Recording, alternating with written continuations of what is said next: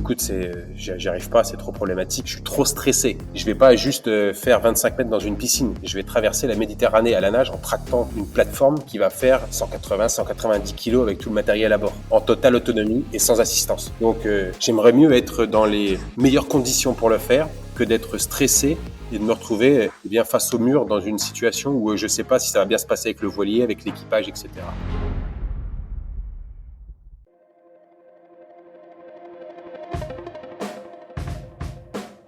Bienvenue sur Les Frappés, le podcast sur le dépassement de soi et l'aventure. Je suis Loïc Blanchard, entrepreneur, coach et préparateur mental certifié. J'ai été pendant plusieurs années sportif de haut niveau en judo avant de quitter les tatamis pour me consacrer à des sports de plein air comme le triathlon ou partir m'évader sur des treks engagés. Récemment, je suis devenu finisher de la PTL, un ultra-trail de 340 km autour du Mont Blanc organisé par l'UTMB. Depuis la création des Frappés en 2020, j'ai deux objectifs. Le premier, c'est de vous faire découvrir des univers fascinants qui font rêver. Avec mes invités, on ira naviguer sur toutes les mers du monde. On participera à des expéditions dans les régions polaires ou en Himalaya.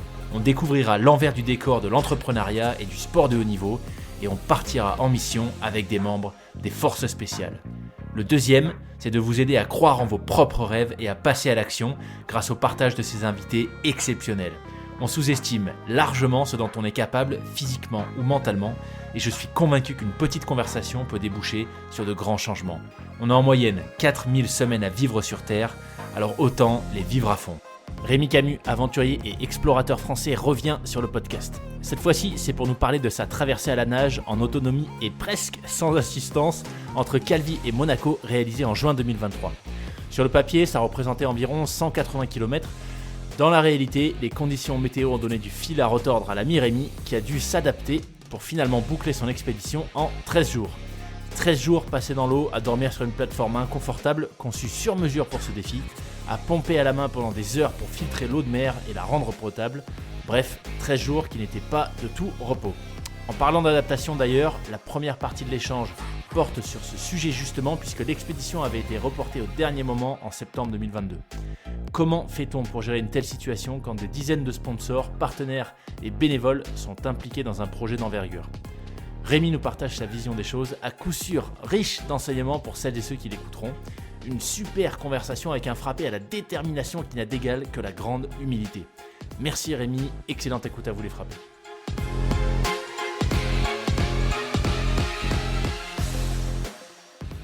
Moi, je te dis ce que j'ai en tête par rapport à l'échange, c'est qu'on parle quand même, bon, évidemment de ce que tu as fait, de ce que tu as réalisé dans l'expédition en tant que telle, mais aussi et surtout, je pense que c'est ça qui sera intéressant, ce qu'il y a eu en amont, parce que je sais que toi, t'aimes bien, voilà, il y a ces trois phases, l'avant-projet, le projet et on va dire la digestion du projet. C'est ça. Mais là, bon, donc là, la phase de rendu, on va dire, du projet, t'es dedans, donc c'est peut-être un peu tôt pour en parler. Par contre, la phase amont, bah là, celle-là, elle est vraiment intéressante parce qu'elle a été très longue, beaucoup plus longue que prévu. Ouais. Donc peut-être la première question, ce serait celle-ci. Tu vois, qu'est-ce que ce défi représentait pour toi avant d'en prendre le départ, initialement, quand tu l'as conçu pour la première fois, avant qu'il y ait ce premier décalage au dernier moment en septembre 2022. Disons que ça reste plus ou moins la même chose que les autres projets. C'est le message qui prime devant le défi et le défi sportif reste un moyen d'alerter encore plus les gens, mais également les médias pour leur secouer le cocotier et espérer bien que certains politiciens prennent conscience d'un petit peu de ce qui se passe pour changer la donne. Voilà. Donc ça a été vraiment le message à travers cette aventure et c'est ce qu'on a voulu faire. Effectivement, ça a pris plus de temps parce que une aventure, quand on la construit, on tend à faire un 100% de réussite sur la préparation. Mais bon, comme tout projet, et que ce soit un projet d'aventure, d'exploration, peu importe la finalité, ou un projet entrepreneurial dans une entreprise, start-up, ce que l'on veut, ce qu'on pose sur le papier, c'est rarement ce qui va se passer dans la réalité parce qu'il y a des aléas, parce qu'on ne trouve pas forcément les bons interlocuteurs, les bons collègues, les bonnes personnes avec qui s'associer. Des fois, on fait des erreurs, etc., etc. Donc, on tend à faire un 100%, mais j'aime dire qu'on fait un 70% de réussite et puis les 30% restants, on va les appeler la phase de hasard et voilà, on oriente son mental de se dire j'ai 30% de chance d'y arriver ou j'ai 30% de poisse de me planter et c'est généralement le cas. Quand on sourit et on va vers les gens, on a beaucoup plus de chances d'être accueilli et d'avoir des grands bras ouverts devant soi que quand on arrive en faisant la gueule. Donc cette partie-là, elle a été dure et forcément, il y a tous ces petits ascenseurs émotionnels que l'on a qui ont duré quand même pas mal de temps et, euh, et la préparation, et voilà, nous on l'a vécu, en tout cas moi personnellement au début comme un gros échec parce que on a dû reporter le départ et ça a été un gros coup dur tant sur la partie préparation physique, mentale, et puis de se dire bordel, on y arrive quoi. La fin du truc, elle est là par rapport à tout le monde. Tu vois, c'est ça la différence entre le mec qui va faire sa petite aventure et la personne qui décide de faire de l'exploration, une expédition et la professionnaliser. C'est que derrière, il faut rendre des comptes à des partenaires financiers, à des partenaires en industrie qui t'offrent du matériel contre communication, médias, peu importe. Et là, tu te retrouves à 10 jours du départ et bah, on te coupe l'herbe sous le pied et tout s'arrête. Et forcément, c'est très décevant pour soi, mais c'est très difficile également parce que derrière, tu as beaucoup de monde. Tu vois, il y a des gens qui te font confiance. Tu as la famille. Mm. Tu as quand même beaucoup de monde sur le projet. Tu as la famille, tu as les amis et puis tous les partenaires, que ce soit financiers, etc., qui sont là. Et tu te dis, bah, quand je vais prendre le téléphone pour leur annoncer la nouvelle, enfin, je sais pas si c'est après comment ouais, ça reste une nouvelle. Est-ce qu'ils vont bien le prendre? Est-ce qu'ils vont accepter le fait que, bah, désolé les gars, on doit reporter et puis ça sera pas un report de 2-3 jours, ça va être un gros report quoi. Et est-ce qu'ils vont l'accepter? Et toi, ce qui est assez drôle, c'est qu'on est en train de faire ce petit podcast et je suis en vacances en Ardèche dans exactement le même camping, le même endroit où on a séjourné l'année dernière quand j'ai décidé et j'ai pris j'ai pris la décision d'annuler et de reporter l'aventure. Donc je peux te dire que quand on est arrivé ici, j'ai un bon passif avec cette petite vacance là. Je peux te dire qu'il y en a une qui me l'a bien fait remarquer. Ma compagne, elle m'a dit c'est vrai que l'année dernière, t'étais bien chiant. Ça a été les pires vacances qu'on a passées parce qu'effectivement, tous ces moments difficiles, tu vas forcément les transmettre à quelqu'un. Et ce quelqu'un, c'est soit ton mari, ta femme, un proche. Et l'autre, il s'en prend plein la tête parce que tu as besoin de faire, d'ouvrir le petit bouchon, d'enlever la petite soupape sur la cocotte minute pour relâcher tout Ouais. ça.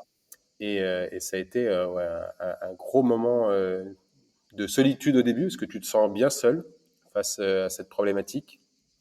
Et après, tu Comment essaies. tu t'es remobilisé? Parce que ce qui est super intéressant, c'est ça, c'est que finalement, bah déjà, évidemment, quand tu prépares une aventure sur 2 ans, puisque le premier départ, c'était ça, hein, il y avait déjà 2 ans de travail en amont, si je me C'est souviens ça, bien. Donc, c'est ça. voilà.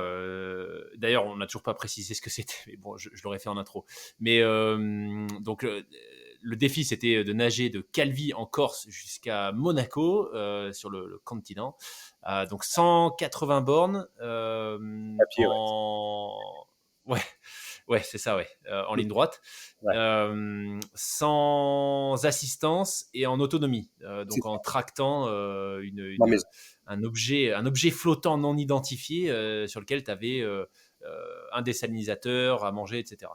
Exactement. Donc ça, c'était le défi initial, septembre 2022, hein, Du départ, qui était censé être comme la ça. date du Ouais. départ, ouais.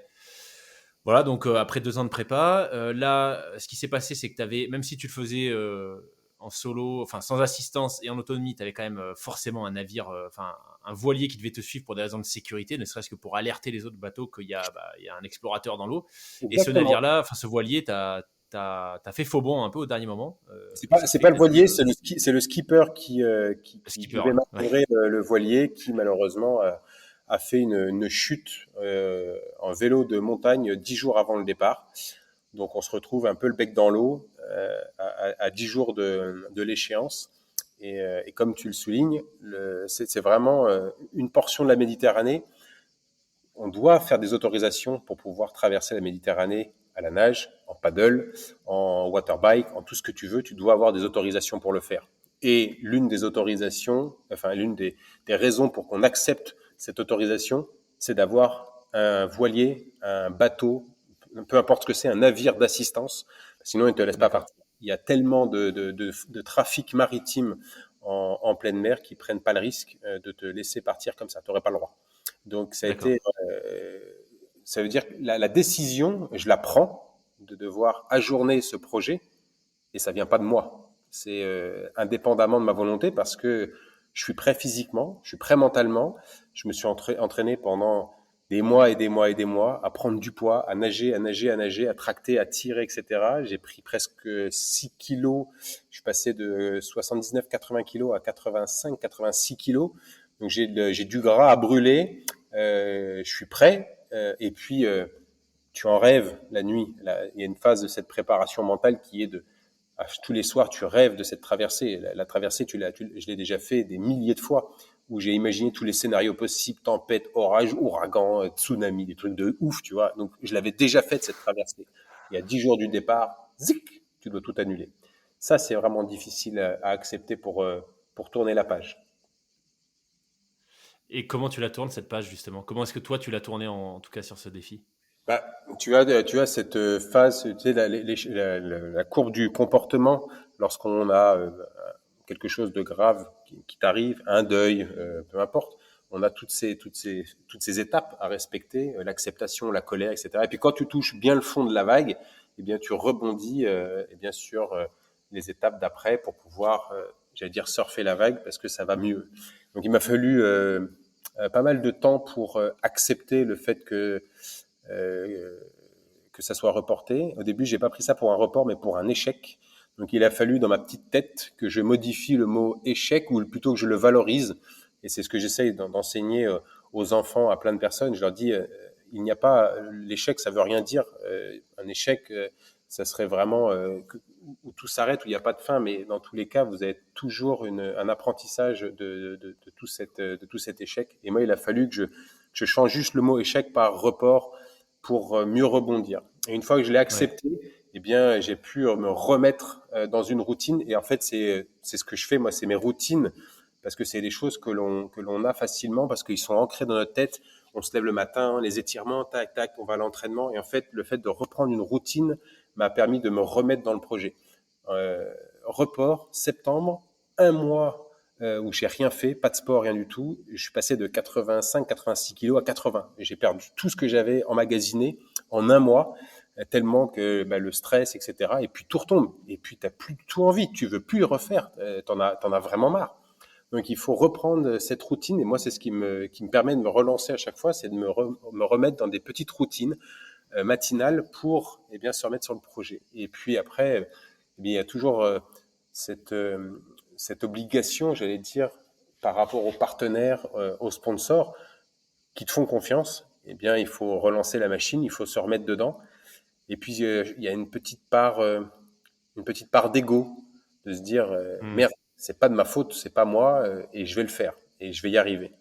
Et donc, on a relancé la machine. Et puis, la première chose que j'ai faite, avant de trouver un skipper, avant de tout relancer correctement, etc., j'ai calé une date. J'ai dit, ça sera. J'ai contacté le propriétaire du voilier, Richard. Je lui ai dit, Richard, 3 juin 2023, c'est bon ou pas? Il me dit, bah, oui, oui, comme ça. Je dis, oui, oui, est-ce que c'est bon pour toi? Il me dit, ouais, c'est bon. OK.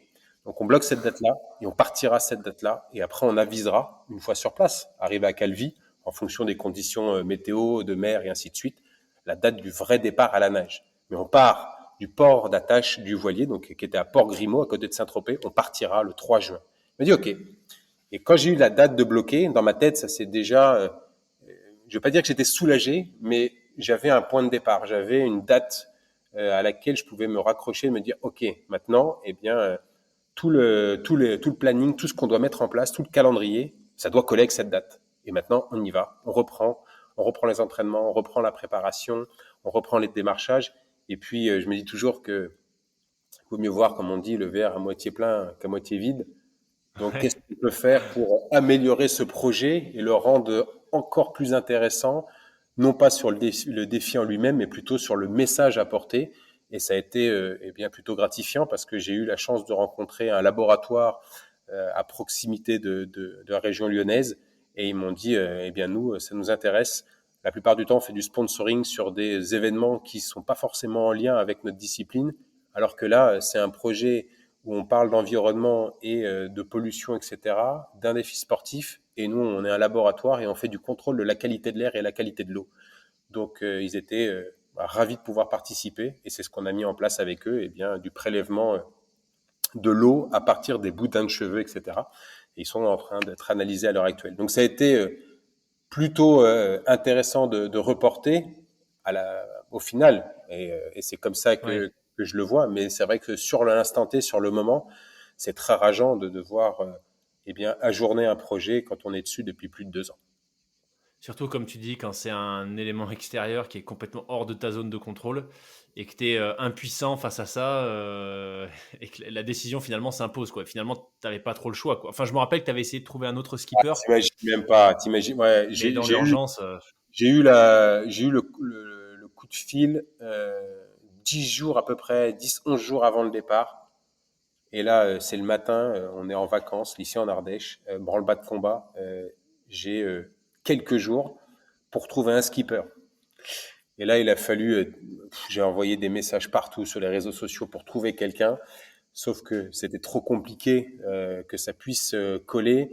Et il nous fallait, j'ai eu beaucoup de propositions, hein, mais j'ai eu beaucoup de personnes qui étaient skippers juste occasionnels. Enfin, ce sont des gens qui naviguent.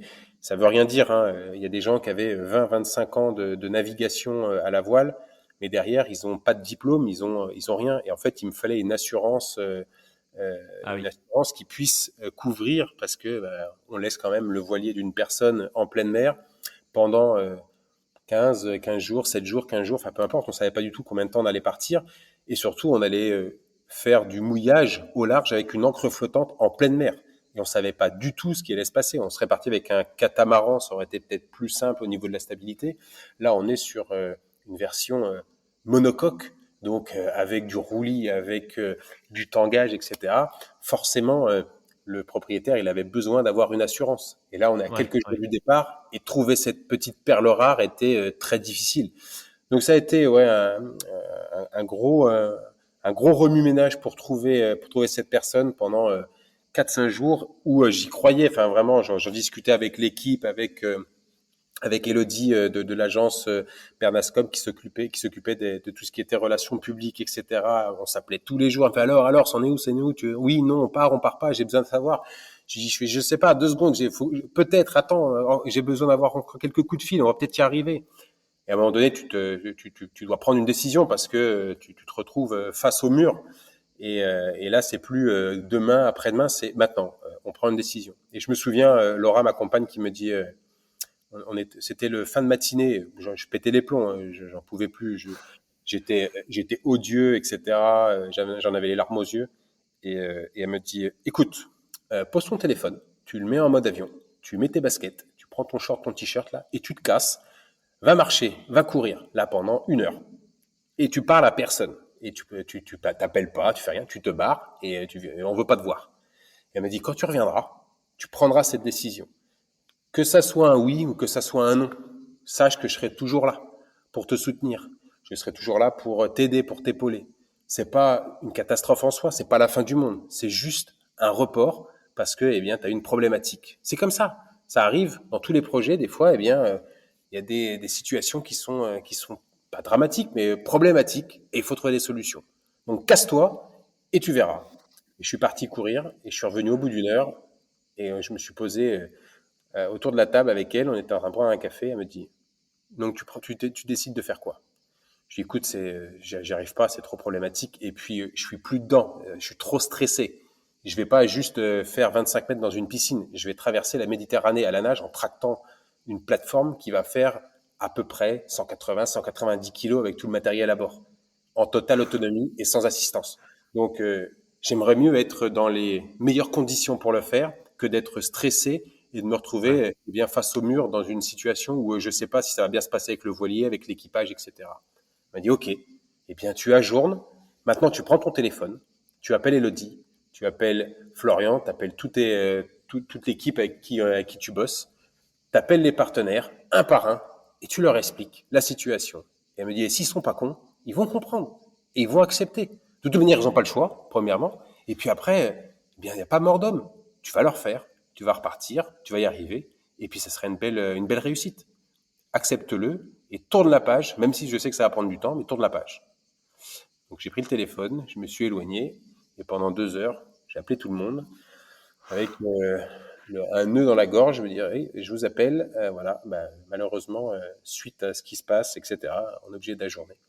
Et j'avais juste peur de la réaction des partenaires, des sponsors, juste peur qu'ils soient déçus, énervés par rapport à tout l'argent qui avait été investi, tu vois, et tout leur implication. Et tous m'ont dit, mais pas de souci, Rémi, c'est pas grave. Il vaut mieux que ce soit comme ça, qu'il se passe quelque chose et que ce soit Hmm. pire que si tu étais parti. Donc, on accepte. Comme Et quoi, c'est souvent une question de perception, tu vois. Pardon, je te coupe, mais c'est c'est exactement ce que tu disais un peu plus tôt, que ta première action, c'était je le vois comme un échec, tu vois. exactement. Mais en fait, non, c'est vraiment la façon dont tu perçois un événement qui conditionne le reste.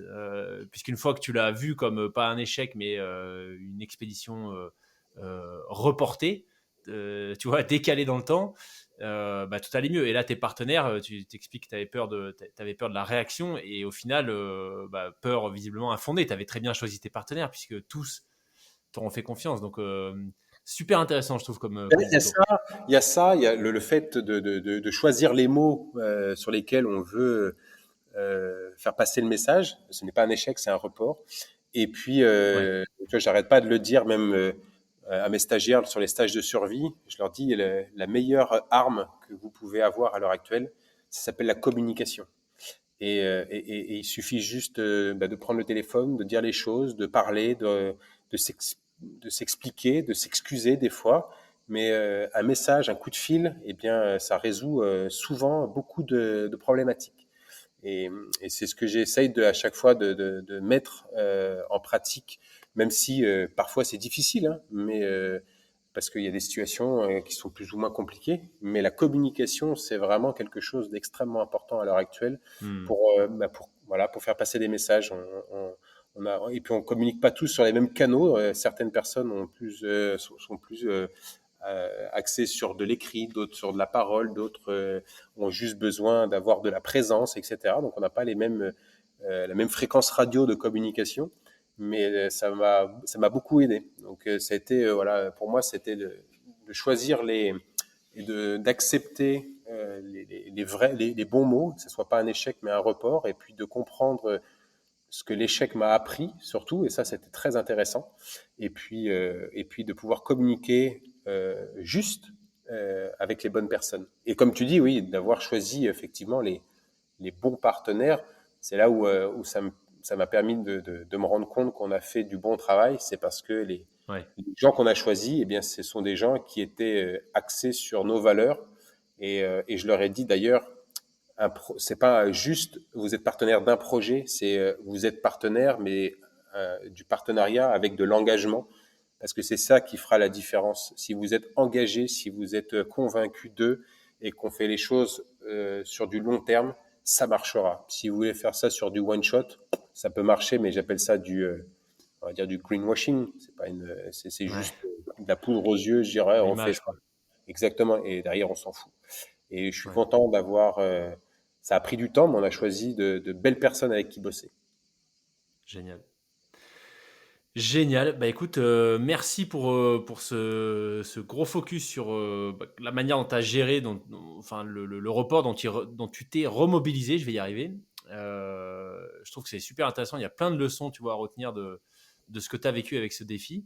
Édition 2023 du coup, donc 3 juin 2023. Vous avez réussi à partir à la date que tu avais arrêté du coup en septembre 2022. Ça a été le 3 juin 2023, le début de l'expé. Non, on n'est pas parti le 3. On avait besoin de charger le voilier, etc., etc. Et on est parti le 4. On est parti Ok. le 4 vers 16 heures. Mais le but, c'était d'arriver à Calvi autour du 5. Et on est arrivé le 5 dans la matinée, donc c'était parfait. Ça nous a permis de pouvoir nous mettre en place. Encore une fois, Génial. beaucoup de crainte de partir Avec l'équipage, la plupart ne se connaissaient pas. Moi, je connaissais les personnes parce que j'avais échangé avec elles. Certaines personnes comme Francisco ou Sébastien étaient des personnes avec qui j'avais déjà travaillé. Cisco et Sébastien, c'est des formateurs en survie, donc je savais leurs compétences, etc. Mais Anne, elle m'a été recommandée par Alexia Barrière, qui est une grande navigatrice. Voilà, le feeling est bien passé. On était trop contents d'avoir Anne et de se dire ouais, attention les gars, la chef à bord c'est CHE2FE. Donc attention, ça va déménager. C'est Nana les gars. Donc voilà, c'était super. Et après on avait deux photographes vidéastes qui étaient avec nous. Et même si je les connaissais pas personnellement, eh bien ça s'est juste trop bien passé. Et j'avais cette petite crainte de partir, moi, en train de nager en totale autonomie et sans assistance, et de me dire, est-ce qu'ils vont bien s'entendre? Parce que vivre, j'allais dire, dans une petite maison ensemble sur un projet, quand ça va pas, quand tu as besoin de souffler, ben, tu ouvres la porte et tu mets tes baskets et puis tu pars marcher pendant une petite heure et ça va. Quand tu te retrouves en pleine mer Méditerranée, même si on était sur un Dufour 530 qui fait donc 53 pieds, un petit peu plus de 16 mètres de long, ça reste qu'une petite embarcation de 16 mètres de long. Et donc, quand ça va pas, eh bien, tu peux pas dire, les gars, je me casse, je vais faire un tour à Calvi. Bah si, mon vieux, vas-y, il y a 50 kilomètres à faire. Hein. Donc, bon, bah du coup, je vais me mettre à la proue. Hein. Reste à la proue. Donc, j'avais peur que ça se passe mal. Et franchement, ça a été trop bien. Ils ont été extraordinaires. Ils ont fait des photos de ouf. Ils ont fait des vidéos de dingue. Je suis trop impatient de montrer le film avec ce message sur l'environnement. Enfin, vraiment, on a eu beaucoup de chance et ça a été une belle aventure humaine. C'est exactement le cas. Alors là, tu viens d'évoquer l'équipe, eux, leur rôle, donc c'était la sécurité. Est-ce qu'ils étaient aussi chargés de t'informer, tu vois, de te faire des points météo, etc. Ou c'est déjà considéré comme de l'assistance? Non, c'était vraiment uniquement sur la sécurité. Ils naviguaient à côté de moi D'accord. et puis ça allait pas plus loin. Tu vois, Prendre des c'était photos. prendre des photos de la vidéo. Des fois, ils venaient avec leur petite embarcation électrique, tu vois, ils me filmaient, etc. Mais aucune interaction, rien du tout. Et ça, il y avait vraiment ce truc très précis à respecter pour que ça soit eh bien comme ce qu'on avait imaginé sur le papier. Anne, grande navigatrice qui fait plein de compétitions, plein de régates. Je lui ai demandé sa première motivation quand je l'ai eu au téléphone. Presque 5-6 mois avant le départ, et je lui ai demandé, je fais, mais Anne, quel est l'objectif pour lequel tu souhaites venir? C'est pas commun. Je peux t'assurer que de la régate, il y en aura pas. Hein.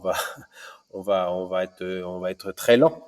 Et elle m'a dit, mais justement, moi qui ai l'habitude d'aller très très vite, là tu me demandes de faire tout l'inverse, c'est-à-dire d'aller très lentement avec un voilier, avec un équipage et de rester en pleine mer pour surveiller un nageur. Donc c'est complètement à l'encontre de ce que j'ai l'habitude de faire et justement ça va me permettre à moi de pouvoir sortir ou d'élargir ma zone de confort. Donc ça a été sa motivation et puis forcément le message qu'il y avait derrière, etc. Donc leur rôle, voilà, c'était vraiment de faire de la surveillance et rien d'autre et de filmer et de photographier. Et on a réussi à tenir ça pendant 4 jours exactement. Et le 5e jour, après, je sais pas si on peut faire de l'intégration, tu vois, mais ce serait marrant de pouvoir l'intégrer sur le podcast, mais on peut pas le faire, tu vois. Mais ça serait drôle de montrer le chemin que j'ai parcouru, parce qu'on parlait de ça au début, il y avait 180 kilomètres à vol d'oiseau entre les deux points. Je pense que j'ai dû faire au minimum 250 kilomètres, et je ne parle pas des journées ou des heures de nage où je nageais à contre-courant, ou sur une journée, eh bien, de 8 heures de nage, j'ai dû peut-être parcourir 3-4 kilomètres parce qu'on avait un Oh, courant. punaise. Je ne sais pas exactement, vraiment, réellement combien de kilomètres j'ai parcouru, mais quand on regarde le tracé GPS, on a l'impression que c'est un gamin de 3 ans qui a dessiné. Hein. On se demande, ça n'a rien du tout, quoi. Tu te dis, mais il est bourré ou quoi, Rémi? Il peut pas naviguer tout droit. Et encore, hein, faut vraiment, quand tu zoomes et tu zoomes vraiment aux centaines de mètres près, c'est encore pire que quand tu dézoomes parce que tu vois vraiment que je fais des virages dans tous les sens. Mais qu'est-ce qu'il fout celui-là? Ouais. En fait, c'était très très difficile de maintenir un cap et de pouvoir s'orienter. Même problématique, il y avait l'orientation. J'étais en totale autonomie et sans assistance, même sur l'orientation. Donc j'avais j'avais un autre partenaire, Garmin, donc qui était sur la partie GPS pour pouvoir eh bien transmettre mes coordonnées et mes points que la plupart des gens ont suivis sur la carte. Mais il y avait également, j'avais donc deux montres. J'avais mon partenaire Oris, qui est mon partenaire depuis plus de 3 ans maintenant sur la montre. Mais j'avais un compas électronique donc à l'intérieur d'une Garmin, et c'est ça qui me permettait de m'orienter. Mais c'est un enfer fini. C'est-à-dire que quand tu te mets sur la terre ferme et que on est tous positionnés sur un point avec un groupe, c'est ce que je fais avec les stagiaires. Je calcule un azimut brutal et je leur dis on va par là. Mais le mot par là, ça veut rien dire du tout. Donc je leur dis est-ce que tout le monde voit le grand sapin qui se distingue des autres? Tout le monde dit oui, oui, je le vois. Et bien on va dans cette direction. Ça vous donne un axe. Mais le sapin, il va pas bouger. Il restera là et dans la logique, dans quelques années, il sera encore là. Si on prend les pylônes des lignes haute tension, j'ai dit normalement, dans 10 ans, le pylône, il sera encore là. Donc, c'est un repère qui est facile à évaluer et on le voit. Quand on est en pleine mer, que l'eau est bleue, Ouais. le ciel est bleu, tout est bleu, tu es avec ta montre, là, avec le compas, tu es en train de regarder, tu fais OK, cap 302, OK, donc tu lèves la tête. Et moi, les seuls repères que j'arrivais à voir, je prenais des nuages. Mais bon, un nuage, il reste pas au même endroit tout le temps. Et puis, tu sais, t'as ce petit truc que l'on fait quand on est, tu sais, jeune amoureux, allongé dans l'herbe, tranquillement, en train de mâchouiller une petite brindille avec sa copine qu'on vient de choper il y a à peu près 15 jours. Fait, oh, t'as vu, chérie, t'as vu cet arbre-là, ce nuage-là, on dirait un perroquet. Ah, moi, je dirais pas ça, on dirait une chèvre. Eh bien, c'est exactement ce que je faisais. C'est-à-dire que je regardais et je fais, alors ce nuage-là, je fais, ah, on dirait un bob. Ok, allez, je garde celui-là en tête. Et là, tu nages. Et là, tout d'un coup, le bob, il se transforme, je sais pas, en visage d'Astérix. Tu fais, merde, il est où mon bob et tout? Et là, t'es complètement paumé. Donc, tu t'arrêtes, tu perds ta vitesse, tu repositionnes ton compas, tu es là, tu fais OK, ah oui, d'accord, le bob, il a changé de forme, il est vers là, OK, c'est reparti. Et comme ça, toutes les Quelle galère. 15-20 secondes. Donc, je perdais énormément de temps. Et quand tu zoomes sur la position GPS, eh bien, tu le vois que ça part en sucette, que je me zigzague à droite et à gauche. D'ailleurs, quand on a fini l'expé, t'as l'équipage, il me disait, fait, ben, franchement, on était mort de rire. On est en train de naviguer tout droit. Et là, on te voyait avancer tout droit. Donc, on se dit, ah, bah, il a trouvé son cap. Et là, tu tournes la tête. Et là, tu t'en vas à Strasbourg. Tu t'en vas complètement à droite. On sait pas pourquoi. Et je lui dis, bah ouais, en fait, tu as un mouvement de vague, et puis tu as forcément un bras plus fort que l'autre, puis t'es pas juste une machine en train de nager, c'est que derrière, j'avais quand même une plateforme qui faisait 180 kilos, qui, elle, se barrait un peu à droite et à gauche, et puis à un moment donné, eh bien, tu penses à quelque chose d'autre, tu vois, pendant 8 heures de nage, tu as le temps de penser à plein de trucs. Donc là, tout d'un coup, tu penses plus que tu nages, et tu dévies un petit peu, et puis tu penses plus à ton cap, etc., puis tu lèves la tête un petit peu moins souvent. Et là, tout d'un coup, eh ben, le bob, il est plus du tout en face de toi, il est complètement. Donc là, faut se mettre de l'autre côté, faut retirer la plateforme pour la remettre en place. Donc ça me prenait énormément de temps. Et le quatrième jour, on se chope un vent du sud monstrueux. Et dans ma tête, quand on était parti de Calvi, eh bien, on avait à chaque fois un vent du sud qui nous ramenait un petit peu un vent du nord qui nous ramenait un petit peu vers le bas. Donc pour moi, j'ai dit, OK, on va prendre ce vent du sud. Et puis forcément, pendant la nuit, eh bien, ça va nous permettre de redescendre et ça sera parfait. Mais bon, ça, j'avais oublié qu'en fait, on était protégé par les récifs de la Corse, qui en fait généraient aucun vent. Et quand on était en pleine mer, eh ben, on chopait bien le vent du sud, quoi. Donc on est remonté une fois. Anne apprend la VH, elle m'appelle, elle me dit Rémi, je veux juste faire un point. Là, on a dévié complètement. Qu'est-ce que tu souhaites faire? Je fais, bah, on continue, sans assistance. Et je coupe. Ok. Donc je repars. Et là, je fais une journée entière. Je nage 8 heures. Je m'arrête. On met l'ancre flottante avec l'équipage. Moi, je m'accroche au voilier à une 50aine de mètres pour être en sécurité, pour qu'on puisse dériver ensemble et pas avoir de problématiques avec les autres usagers de la mer. On se réveille le lendemain matin. Moi, la première chose que je fais, c'est pas tu te lèves et tu vas pisser, c'est je me levais, je prenais tout de suite mon téléphone et je regardais le nombre de kilomètres que j'avais dérivé en négatif, pas forcément en positif. Et là, je regarde. En fait, la journée entière que j'avais faite la veille avait servi à rien. J'avais nagé, je crois, une vingtaine de kilomètres et j'avais tout perdu pendant la nuit. Donc, je me remets à nager et on fait un point vers midi avec Anne. Elle me rappelle, elle me dit Rémi, il faut qu'on fasse un point. Et elle me dit, écoute, si on fait ça à chaque fois, tu vas faire que dériver et on va jamais avancer. Il faut que tu prennes une décision. Et un projet, on l'a dit au début, il y a 70% de préparation et 100% de hasard, de malchance, de chance, c'est ce que tu veux.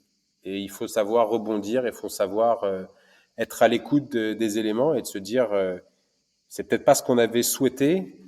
À un moment donné, si on veut que ça soit, si on veut vraiment avancer et surtout comprendre ce qu'on veut mettre en avant. Est-ce que c'est le défi Hmm. sportif? Est-ce que c'est le message? Qu'est-ce qui est le plus important? Et moi, effectivement, c'était le message qui avait derrière ce défi écologique, environnemental, de la préservation de la mer Méditerranée, de cette fragilité, mais de sa beauté également. Elle me dit, OK, on te ramène au point de départ, et je vais en faire comme ça. Donc le projet qui était initialement prévu de faire en totale autonomie et sans assistance, eh bien, a été modifié. Ça n'a pas été totalement sans assistance parce que eh bien, tous les soirs, on se laissait dériver et au petit matin, elle me repositionnait au point où j'avais terminé ma journée pour que je puisse poursuivre et avancer. Sinon, on aurait fini fin septembre. Les courants Ouais. sont extrêmement violents, la houle, etc. Et en fait, la plateforme te fait dériver parce qu'elle est relativement imposante derrière. Et donc, le fait d'avoir eh bien, autant d'heures de pause, parce que j'aurais pu nager plus longtemps, mais tu te retrouves confronté à une problématique qui est, eh bien, je dois me nourrir. Et en fait, si personne vient me donner à manger, eh bien, en fait, je mange pas. Donc, je dois me nourrir. Et j'avais pas d'eau, j'avais juste mon desnalisateur. Et quand tu regardes sur le papier, c'est écrit, il te faut 15 minutes pour faire 1 litre. Effectivement, quand tu es assis tranquillement après avoir passé une bonne nuit sur un ponton et tu avec les copains en train de dire, ah, tu veux boire un petit verre? Hop, et tu pompes, tu fais 15 minutes pour avoir 1 litre. Effectivement.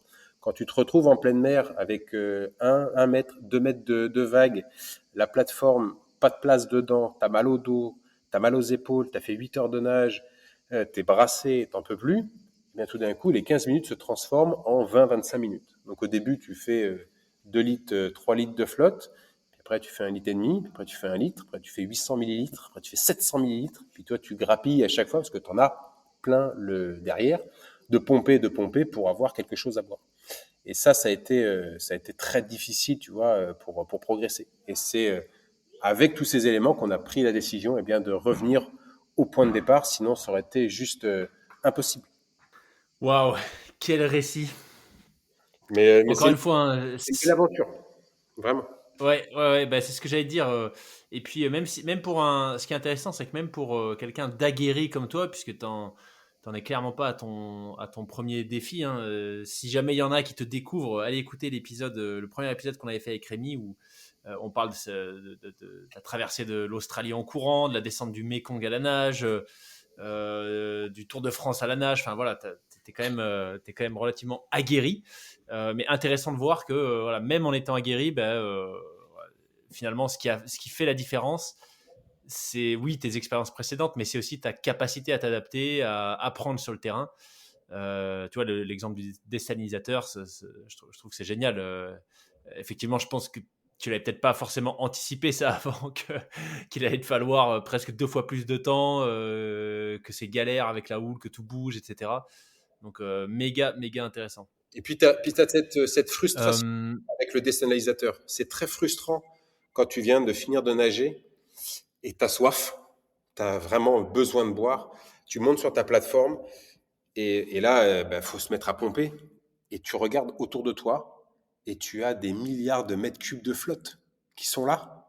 Et toi, tu es avec ton petite ouais, pompe, tu es là. Tu fais, putain, mais c'est pas possible, j'hallucine. Il y a de l'eau partout et tu peux pas la boire. Et ça, c'est ouais, très frustrant et de se dire, toi, quand tu es à la maison, où tu ouvres le robinet et que ça coule, j'ai eu ça pendant quelques jours au retour. J'ouvrais le robinet et je restais bloqué. Tu sais, je mettais un pichet d'eau pour pouvoir boire. T'as Laura qui me disait, ah, va mettre la table. Et je mettais le pichet d'eau sur le robinet et je regardais l'eau couler, tu sais. Et j'étais là, je fais, truc de ouf. Putain, ça coule. Hein. Et puis, tu goûtes, tu fais, putain, mais en plus, c'est que c'est pas salé, hein. C'est vachement bon. Et ça, ouais. tu l'as pas ça en pleine mer. Et tu dois transformer ta propre eau pour pouvoir la boire, qui est d'ailleurs, faire très attention, qui est vraiment déminéralisé. Ça veut dire que c'est vraiment uniquement de l'eau. Il n'y a pas de sels minéraux à l'intérieur, donc qui peut être très problématique. Moi, j'avais des petites tablettes, je ne sais pas si tu connais la marque TA avec un petit trait, Ouais, que je ouais. rajoutais dans ma flotte, pour avoir du goût, mais surtout pour rajouter des sels minéraux, parce que sinon tu morfles au niveau des reins, parce que effectivement tu es hydraté, mais tu as tout le reste que tu n'as pas, tous les sels minéraux que tu perds énormément en faisant un effort physique, et que tu n'as pas parce que tu les as complètement enlevés avec le désaliniseur.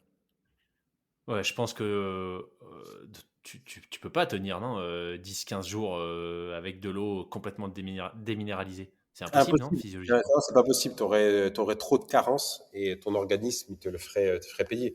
Un petit exemple sur la partie entraînement, tu vois, Ouais. on a fait le tour du lac Léman en août 2021 en entraînement et je me suis dit de manière, quitte à avoir de l'eau, on va pas s'emmerder, on va prendre une paille filtrante. On est dans un lac d'eau douce, je vais juste boire l'eau du lac et puis ça sera parfait. Et j'étais tellement dans un élément où tu as la tête dans l'eau, donc avec une eau plus fraîche que ta température corporelle. Tu as les muqueuses au niveau de la bouche, au niveau de l'anus, tu vois, tout est humide. Tu es dans un environnement avec de l'eau que tu n'as pas cette envie de boire. Et que forcément, moi je faisais des étapes à la fin de la journée quand je sortais de l'eau, mais j'avais des douleurs aux reins parce que je m'étais pas hydraté.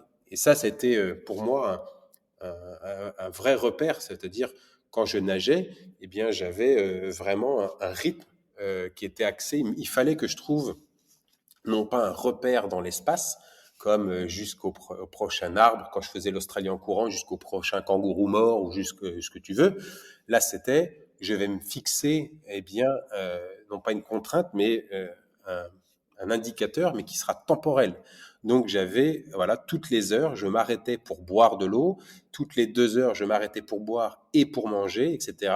Et ça me permettait d'avoir, eh bien, une hydratation et les sels minéraux pour pouvoir progresser, parce que je savais que si j'étais contraint à juste nager sans me réhydrater, etc., ou même juste à consommer l'eau de mer, eh bien, j'allais avoir des problématiques au niveau des reins.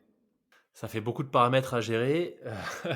Hem, Ouais, ouais, il y en a un plein de choses. autre, j'ai lu ton un des récaps que tu as fait, alors je crois que c'était sur LinkedIn, où tu parles du sommeil. Ça pareil, je Oh, ne sais ouais. pas si tu l'avais anticipé en amont, mais ce retour d'expérience que j'ai lu, visiblement c'était très très compliqué du fait du roulis, en fait, c'est ça, l'OFNI était hyper bruyant, enfin la plateforme dans laquelle tu vivais, euh, c'était a priori pas méga adapté pour un sommeil super réparateur, c'est ça? Ben, en fait, la problématique de notre plateforme, c'est qu'à un moment donné, il faut trouver un juste milieu. Il faut trouver un juste milieu entre je tire quelque chose qui soit facile à tracter et en même temps, j'ai tout Ouais. le confort nécessaire à bord. Et là, la plateforme, bah voilà, je veux bien faire de l'entraînement, je veux bien prendre du poids, je veux bien être quelqu'un d'assez gaillard et solide, mais bon, je suis pas un bœuf. Moi, tirer une tonne, je sais pas faire. Et à un moment donné, il faut avancer aussi. Hein. Si c'est juste pour rester faire du surplace en pleine mer, bon, bah, à un moment donné, on est une encre et on coule, quoi.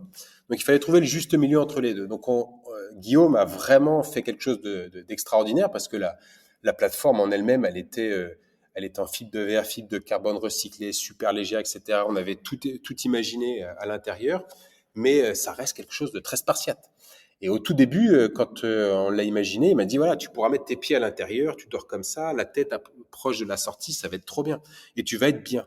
Moi, je me suis dit bon, ouais, effectivement, ça va être bien. Donc, on s'est mis. Et j'avais fait les tests, hein, j'avais déjà dormi à l'intérieur plusieurs fois, et c'était très agréable. Mais j'avais pas eu comme réflexion, eh bien, le fait de nager 8 heures par jour, d'être fatigué, de devoir faire ma nourriture, transformer l'eau de mer, etc. Enfin, tout le processus qu'on allait avoir pendant une journée de nage. Et quand tu te retrouves sur la plateforme, quand c'est pétole et quand c'est une mer d'huile, eh bien, effectivement, tu dors pas trop mal. Mais quand tu te retrouves avec 1 mètre, 2 mètres de vague, quand il y a du vent, etc., etc., eh bien, le fait d'avoir de la vague, eh bien, c'est que ça venait sous la partie eh bien de la base catamaran de la plateforme et ça venait claquer directement en dessous. Et vu que c'était de la fibre de verre et fibre de carbone, eh bien, Ah oui. je ne sais pas si les personnes qui écouteront ont déjà eu ou ont déjà visité un voilier, un IMOCA, enfin peu importe, un trimaran de course qui font des grosses traversées. Quand on est en navigation, ça fait un bruit. Bah, bah, on a l'impression que le bateau il est en train de se disloquer, en train de se broyer avec les vagues. Eh bien, c'est exactement ça. Toutes les 2-3 secondes, j'avais un bah, ça me tapait en dessous et j'avais l'oreille qui était franchement à 20 centimètres de la surface de l'eau, quoi. Donc j'avais le bruit et puis de temps en temps, quand il y avait une vague un petit peu trop forte, ça montait sur l'arrière de la plateforme et ça et t'avais une petite giclée qui montait, tu vois, et ça me tombait sur la tête. Bon, une fois, 2 fois, 3 fois, bon, ça commence à me gonfler. Je voulais juste pouvoir dormir correctement, donc on a dormi. J'ai dormi dans l'autre sens, la tête sur l'avant de la plateforme et donc les pieds vers l'extérieur. Je suis pas un géant, je suis pas très grand, mais je fais 1m82 et la plateforme, elle n'avait pas été designée pour ça. Donc je me suis retrouvé à dormir toujours les jambes pliées, recroquevillé sur moi-même. Quand je voulais dormir les jambes tendues, eh bien, il fallait que je mette complètement les jambes à l'extérieur. Donc c'était un enfer. Et là, quand tu te retrouves à avoir nagé 8 heures, à avoir transformé l'eau, avoir fait tes tests salivaires, etc., mangé, t'es complètement chahuté par les vagues, par la houle, le vent, etc. Et bien, je dormais 10 minutes sur l'épaule droite, je me tournais, je dormais 10 minutes sur le dos, je tournais, je dormais 10 minutes sur l'épaule gauche, et je ne faisais que ça, que ça, que ça. Donc, c'était pas du tout des nuits très agréables et réparatrices, et forcément, ça puise dans ton mental, ça puise dans ta façon d'évoluer, dans ta compréhension, parce que tu es énervé, parce que voilà, tu peux être de plus en plus irritable en fonction des éléments, et c'est ce qui s'est passé, tu vois, presque à la fin, où on avait des vents qui étaient relativement forts et qui poussaient complètement sur l'arrière, et la plateforme allait plus vite que moi. Donc pour éviter de me la prendre sur la tronche, eh bien je la poussais. On avait fait en sorte d'avoir des poignées derrière la plateforme pour pouvoir la pousser. Et là, d'énervement, tellement que des fois, elle voulait pas se positionner correctement, parce qu'une fois qu'elle était positionnée sur un quart, elle restait dessus.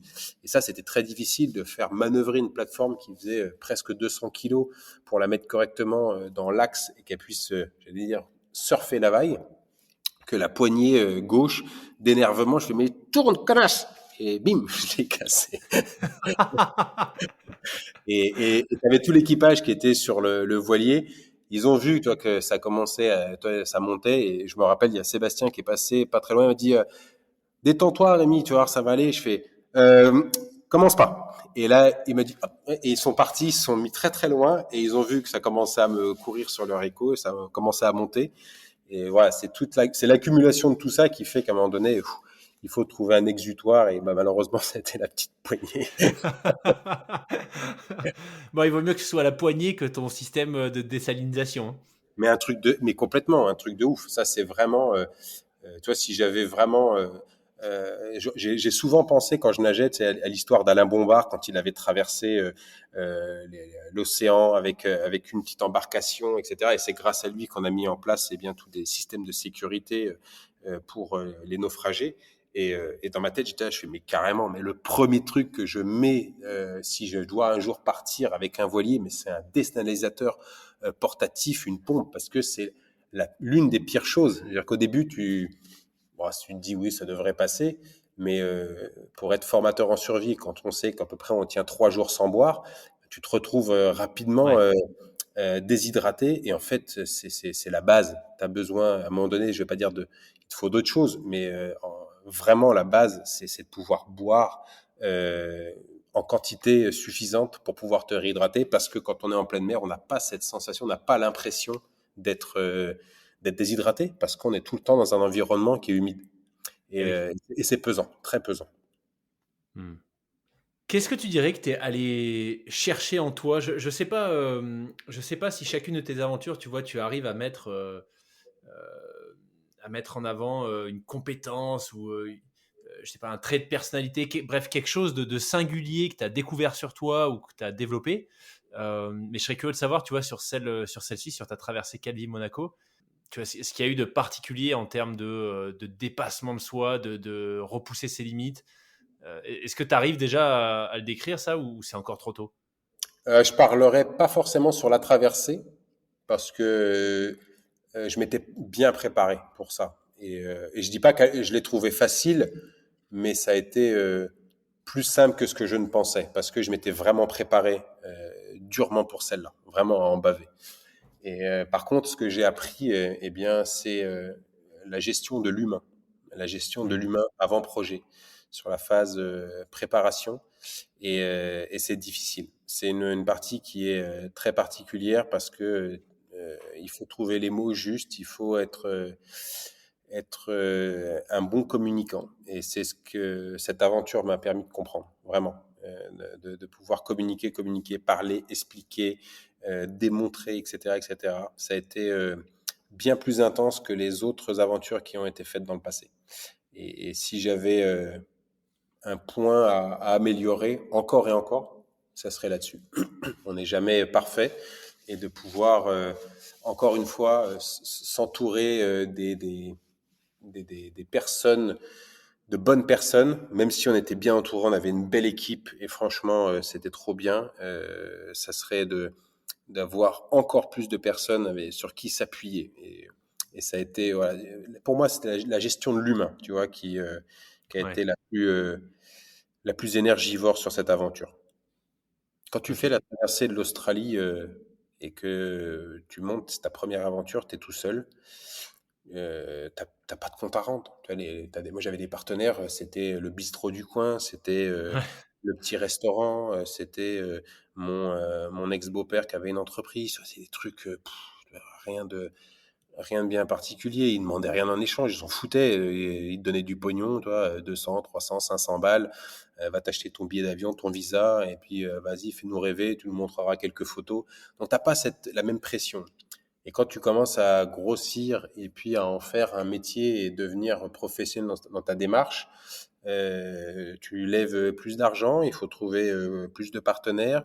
Le message est toujours aussi important, mais tu creuses plus le message. Donc là, il y avait un impact et un intérêt scientifique également. Donc tout ça, eh bien, c'est à maîtriser. Et donc, il faut s'entourer de bonnes personnes, même si j'ai des compétences dans quelques domaines, mais je suis pas bon en tout. Et même si j'étais bon dans d'autres domaines, mais j'ai que deux mains, j'ai que deux jambes et j'ai qu'une tête. Donc, tu peux pas tout faire. Donc, il faut forcément s'entourer de d'autres personnes.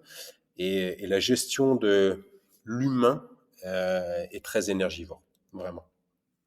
C'est ce que je pense, ouais, c'est ce que je retiendrai de cette aventure. C'était chouette, hein, franchement, je regrette rien.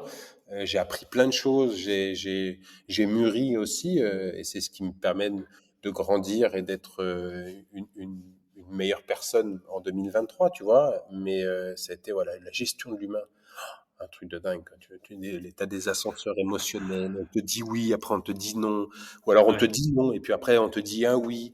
Et quand tu vois l'enjeu qu'il y a derrière, tout ce que ça va véhiculer, le message, les partenaires, la partie scientifique, etc., etc., tu te dois que ça soit parfait parce que ben, les gens ont mis de l'argent, te font confiance, donc tu te dois de faire les choses correctement.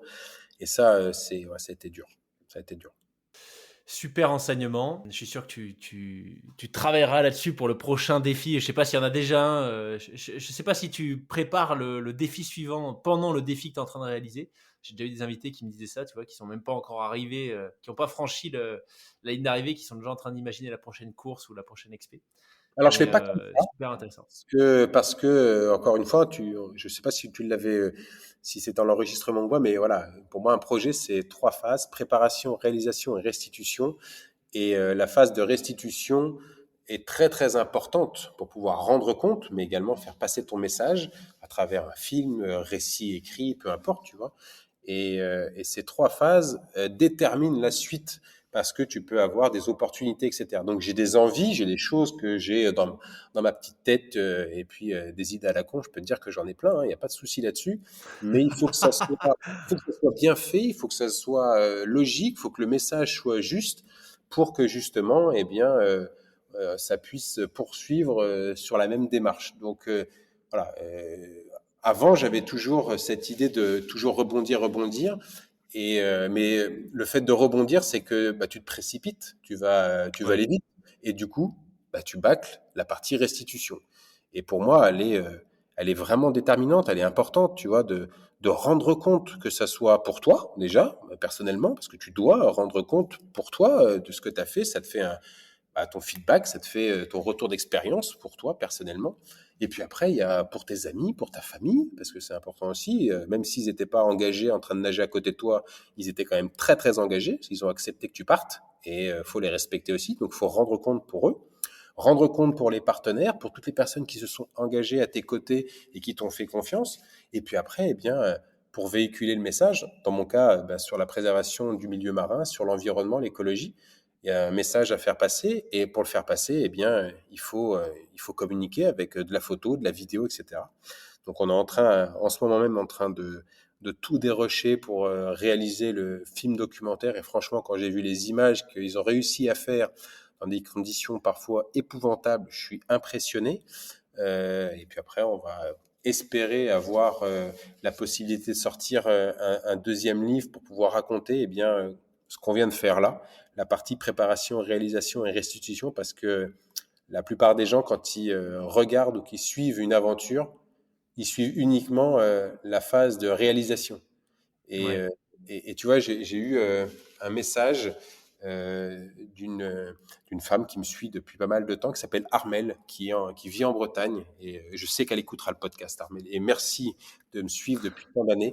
Et elle m'a envoyé un petit message l'autre fois et elle m'a dit, putain Rémi, tu te rappelles, ton projet il est terminé, mais je me souviens quand tu étais dans le train et que tu nous montrais cette petite maquette qui allait être une version 1.1 que tu allais tracter en mer Méditerranée. Et elle a été super assidue et elle a suivi toute la phase de préparation avec ce report, etc., etc. Et cetera.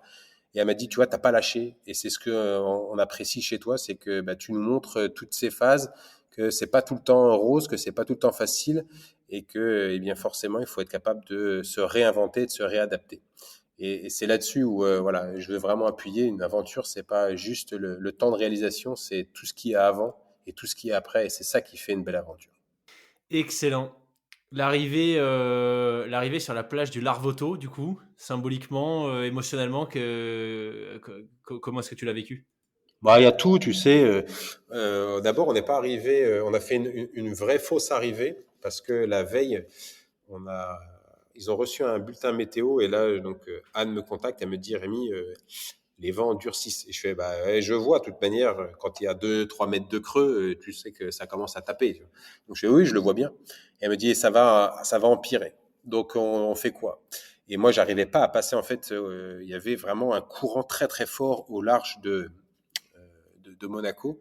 Donc sur toute cette côte, là, il y a un courant très très fort à environ une quinzaine de kilomètres de l'arrivée et j'arrivais pas à passer. Et donc je lui dis, bon, on va faire autrement et je vais foncer sur la côte italienne. Et à un moment donné, on va avoir ce vent qui va venir de l'Est et qui va me ramener tout doucement sur la côte monégasque. Et comme ça, on pourra être tranquille. Sauf que en faisant ça, on allait se retrouver à environ 5-6 kilomètres de l'arrivée. Et je lui ai dit, on va devoir se retrouver à faire quoi? Un mouillage avec une encre flottante. Et donc forcément, dériver pendant la nuit sur une zone où on a quand même beaucoup de plaisanciers, de personnes qui pratiquent la pêche, etc., etc. Donc, pas forcément la meilleure chose à faire.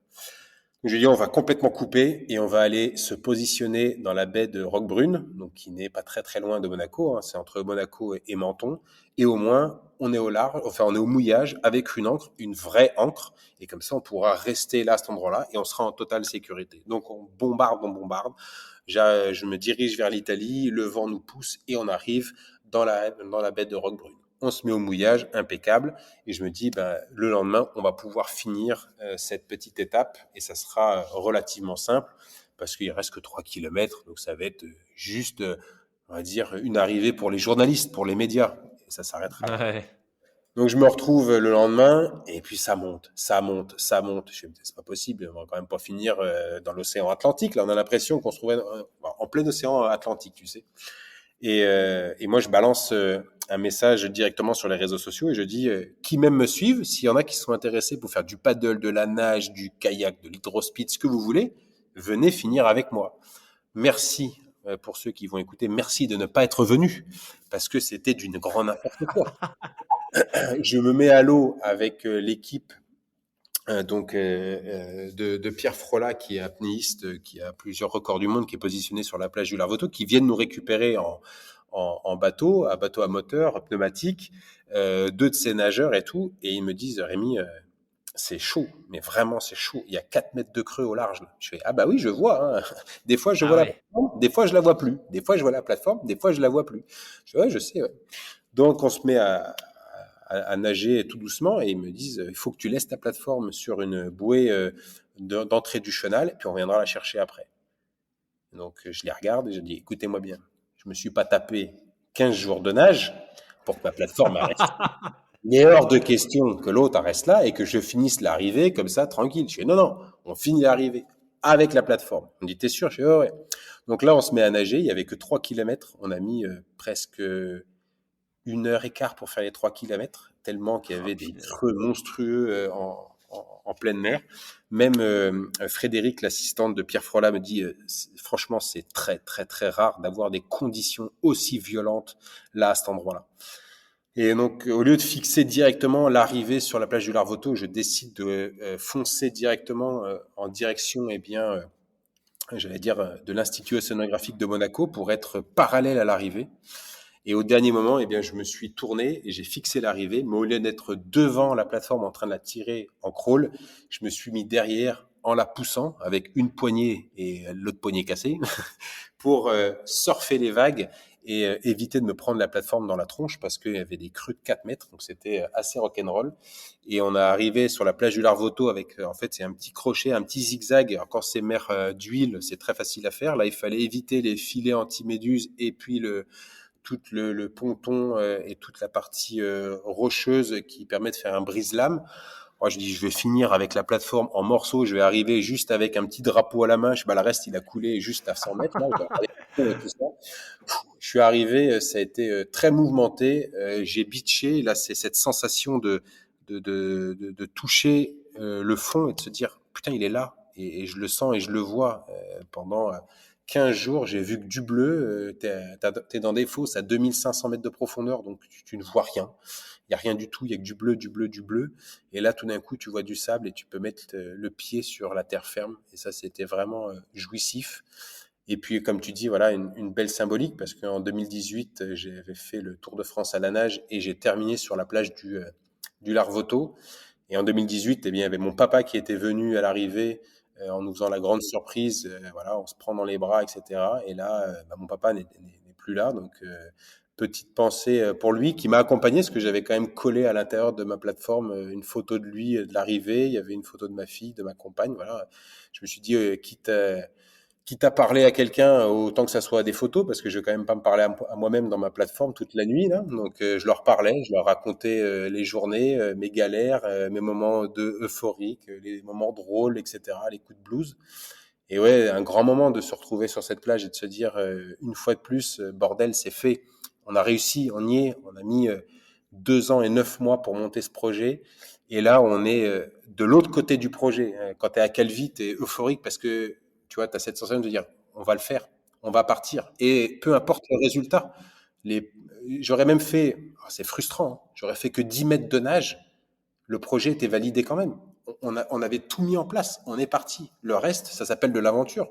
Je ne sais pas ce qui va se passer pendant l'aventure. On peut être dans une grande tempête, un ouragan comme il y a eu en août l'année dernière avec un ouragan catégorie 1 en Méditerranée, chose qui est juste improbable. Donc on aurait pu avoir des conditions vraiment, même si elles ont été pourries certaines fois, mais on aurait pu avoir des vraies conditions merdiques et ça s'appelle l'aventure.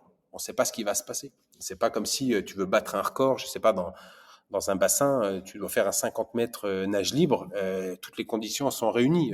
Tu viens, tu es conditionné, tu as tout ton coaching, tu as tout le monde autour de toi, tu as bien dormi, tu es nourri, etc.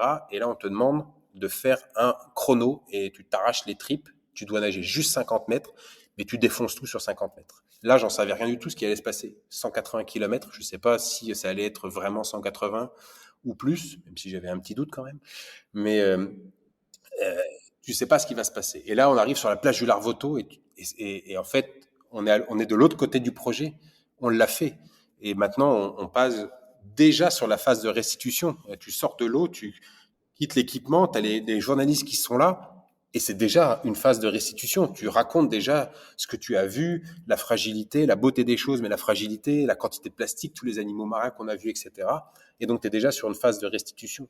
Et là, franchement, t'as plein d'émotions. T'as la joie, t'as cette petite larme, parce que je pensais à mon papa, t'as cette fierté par rapport à toi premièrement, mais également à ta famille, à tes proches, à ta compagne, ton compagnon, enfin peu importe l'aventure, tu vois, et à tous tes partenaires, et te dire, on l'a fait. On a été au bout, et effectivement, je l'ai toujours dit, il y a un mec qui va nager et qui va traverser la Méditerranée en totale autonomie et presque sans assistance, mais on l'a fait ensemble. Vous n'auriez pas été là, mais jamais j'aurais réussi. C'est pas possible. Et je l'ai dit il y a pas longtemps sur un post sur les réseaux sociaux. L'aventurier solitaire, celui qui part et qui fait tout seul, ça n'existe pas. C'est impossible. Il y a forcément du monde derrière. On est en haut de la pyramide, on est ceux qui brillent, mais il y a tout le socle de la pyramide qui est là pour la faire tenir. Et c'est toutes ces personnes qu'il faut remercier. Et d'ailleurs, quand l'équipe qui est venue filmer de tout le sport nous ont redonné le like d'or. Ils m'ont dit, voilà Rémi, on te remet le like d'or de tout le sport. Et je dis, ben, c'est pas pour moi, c'est pour l'équipe. Donc ceux que vous voyez là, qui étaient à bord du voilier, mais également toutes les personnes dans l'ombre qui ont travaillé pendant des mois et des années pour qu'on puisse réaliser cette aventure de dingue, quoi. Tu dirais que c'est peut-être ça, tu vois, en guise de conclusion de l'échange, ce que tu as envie de faire passer, que bah, c'est un peu, voilà, c'est un adage vu et revu, mais que ensemble on va plus loin finalement. Mais tellement, bien sûr que c'est revu et revu, mais dans n'importe quoi, hein, dans n'importe quelle situation, seul on va vite, ensemble on va plus loin. Non, rien, j'avais une pensée très, très chelou, mais j'aurais pu dire titre. Mais dans n'importe quelle situation, effectivement, le fait d'être ensemble et de travailler dur pour un projet, tu vois, sur le combat, sur l'environnement, sur la planète. À l'heure actuelle, ils sont en train de voter une loi pour la préservation du Oui. marin. C'est effectivement ensemble, on y arrivera et on fera bouger les choses. Il y a un mec qui a traversé la Méditerranée en totale autonomie, mais il y a plein d'autres projets qui gravitent autour de l'environnement et l'écologie, et c'est tous ces projets qui sont regroupés et qui mettent en avant cette problématique, et bien qui permettent de faire avancer les choses. Et donc forcément, c'est quelque chose à mettre en avant, et c'est ce que j'essaye d'enseigner souvent dans les écoles, dans les établissements scolaires, pour embarquer les enfants et leur expliquer que on peut pas y arriver tout seul, et vous n'y arriverez pas tout seul, mais on est très fort ensemble, et il faut pouvoir se servir du collectif pour pouvoir faire bouger les choses. Bah écoute Rémi, un grand merci pour ce débrief quasiment à chaud de ta dernière expédition. Plein de messages très intéressants. Enfin, moi je repars avec voilà, beaucoup d'enseignements sur la capacité à s'adapter, finalement à accepter, à rebondir, à changer sa perception de certains événements. Donc merci pour ça. Tu parlais de film, tu parlais potentiellement d'un livre, le film, etc. Tu as une idée déjà de quand ça pourrait arriver ? Je pense que ça sera fin septembre, octobre, un truc comme ça. D'accord, ok, ça Ah ouais. marche. Bah écoute, On travaille dessus, il y a pas mal de boulot à faire dessus, mais ça sera à mon avis à ces dates-là. ok. Bah, de toute façon, je mettrai évidemment les liens en description de l'épisode vers ton site, chaîne YouTube, tout ce qui va bien. Un grand merci Rémi, une fois de plus. Et puis bah écoute, bonne récup, et je te dis à une prochaine pour le débrief de ce qui arrive ensuite alors. Carrément. J'ai une dernière question, Loïc, avant que tu raccroches. Yes. Il est où ce tatouage? Ah punaise. Aïe, aïe, aïe, aïe, aïe. Question qui se passe. Ouais, je me demande si c'était pas la conclusion du premier épisode qu'on avait fait ensemble. Si. Ouais, il est où Ouais, bien vu. Il est sur la. il est sur la to-do list. Il est sur la to-do list. Là, le vrai sujet, c'est qu'il n'est pas encore sur le compte en banque. C'est déjà Ok, ça, je comprends. Ouais, je comprends. Ouais. mais ça ne saurait tarder. Ça me va, c'est parfait. J'attendrai ça avec impatience. Nickel. Merci beaucoup Rémi. À bientôt. Ouais. À plus tard. Ciao. Merci Loïc. Merci d'avoir écouté cet échange avec Rémi jusqu'au bout. Les Frappés est un podcast 100% gratuit. Tout ce que je vous demande en retour, c'est de m'aider à mettre en avant mes invités exceptionnels en laissant une note 5 étoiles et un commentaire sur votre plateforme d'écoute. Partagez également cet épisode à toutes les personnes de votre entourage qui aiment les sujets d'aventure et de dépassement. Vous pouvez m'envoyer vos feedbacks ou suggestions sur le compte Instagram du podcast, lesfrappés.podcast, ou par email à hello@lesfrappés.com. Merci pour votre fidélité, à très vite pour un nouvel épisode.